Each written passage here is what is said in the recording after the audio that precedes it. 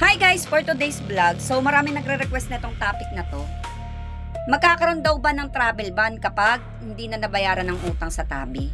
So marami akong nababasang comments na wala daw pong travel ban ng Tabi. So ito, pakinggan nyo pong mabuti para well-informed po kayo about dito. So kabayan, this time, pag-uusapan natin ng tungkol lang sa Tabi, okay?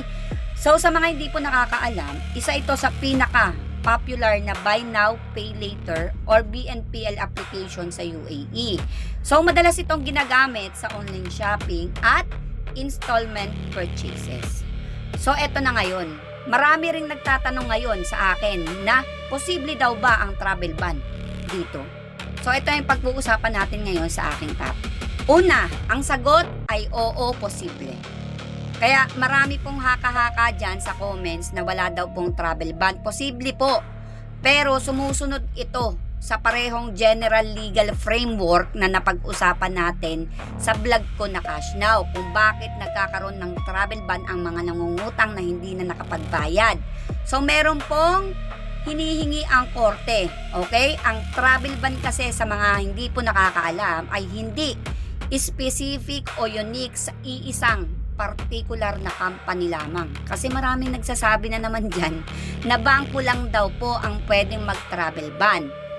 Sa mga hindi pa nakakaalam, batay po kasi sa Article 325 ng UAE Civil Code, kahit i-search nyo po ito, kung saan pwedeng humingi ng ang isang creditor ng travel ban laban sa isang mangungutang. At mananatili itong travel ban hanggang sa expiration ng obligasyon nyo bilang mangungutang sa creditor.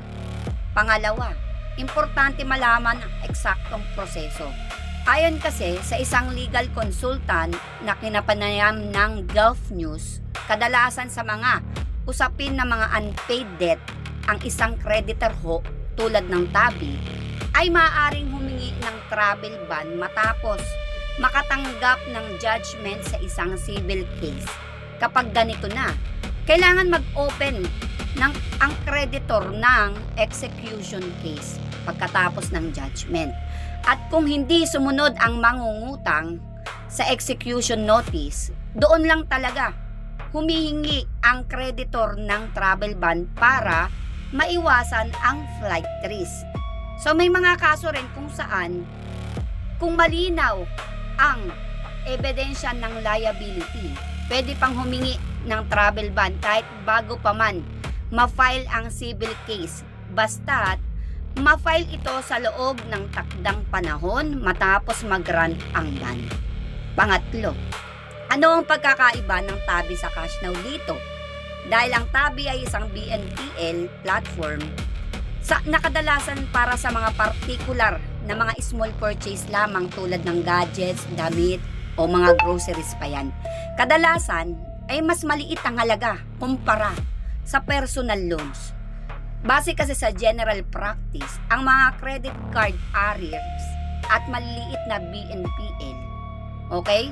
Yung mga BNPL na utang dyan ay kadalasang chinase muna sa pamamagitan ng reminders bago pa man umabot sa formal legal action. Kumpara sa mas malaking obligasyon tulad ng mortgage or business debt, okay? Mga business loans na yan na mas mabilis umabot sa court action. Okay? Ibig sabihin, kung maliit lang talaga ang overdue mo sa Tabi, mas mababa ang tsansang direktang mag-file sila ng civil case na hahantong sa travel ban.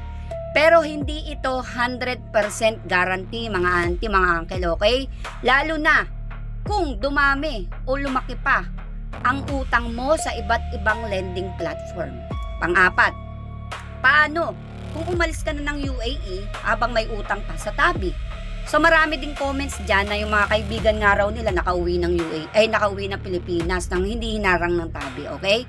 So base sa mga legal advisory, kung umalis ka na habang may nakabinbing kang kaso, kung may kaso ka man pwede pa rin mag-issue ang korte ng warrant. At kahit hindi ito direktang makaapekto sa biyahe mo sa ibang bansa, may panganib itong detention sa muling pagpasok mo sa UAE. So sa maraming kaso, bukas pa rin ang mga bangko at kumpanya sa negotiation bago pa man umabot dito sa civil case. Okay? Kaya mas mainam pa rin kausapin sila kaysa basta umalis ng walang linaw na status ng utang. Panglima, paano mo malalaman kung may travel ban ka na dahil sa tabi o kahit anong ibang utang platform? Pwede mong i-check ito gamit ang Dubai Police Smart application. Mag-download kayo niyan, direktang bisitahin sa local police station. Pwede kayong dumirekta o pag-verify sa Dubai Courts application kung may naka-file na kaso laban sa'yo. Pwede nyo pong i-check dyan sa tatlong yan. Dubai Police Smart application, pumunta kayo sa police station, or Dubai Courts application. Okay? Pwede ka ring humirang ng abogado sa UAE para direktang mag-verify nito para sa iyo. Kaso may mga bayad yun, yung mga abogado na yun. Panghuli, huwag kang mag-alala kabayan kasi may magandang balita para sa iyo. Hindi kasi ito habang buhay yung travel ban. Ayon kasi sa parehong Article 325, mananawagan ang travel ban hanggat may natitirang obligasyon. Kaya tapusin nyo na yun kung sakali man na magkaroon kayo ng civil case. Okay? Pero pwede rin itong malif kung nabigong mag-file ang creditor ng kaso sa loob ng 8 days. At hindi sila nagsimula ng enforcement sa loob ng 30 days matapos ang final judgment. At walang enforcement action sa loob ng 3 taon.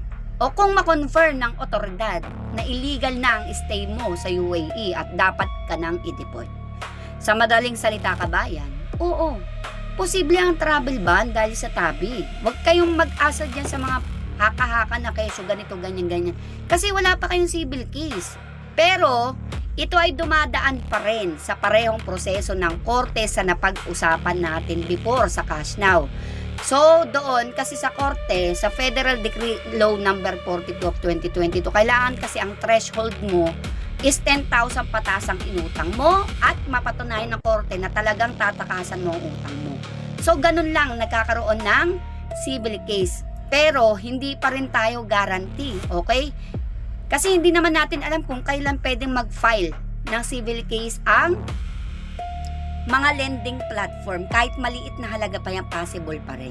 Okay? So, ang pinakamainam na gawin ninyo ay maging proactive na makipag-usap sa tabi. Kung talagang wala na kayong kakayahan na magbayad, makipag-usap kayo lalo na kung overdue na kayo.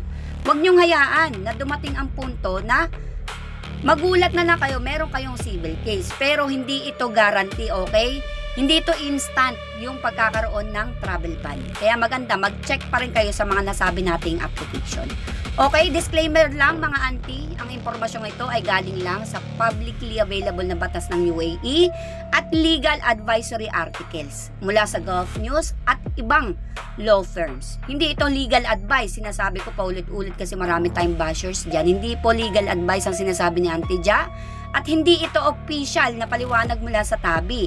Para sa tumpak na assessment ng sitwasyon mo, kumonsulta ka sa mga licensed na abogado sa UAE. Kung meron man kayong experience na sa tabi, tamara o iba pang BNPL application, good or bad man yan, mag-comment kayo down below para makatulong sa iba nating kababayan at magkaroon ng panibagong topic si Auntie Ja. So, sa mga upcoming vlogs pala natin, i-upload na natin to sa ating YouTube channel.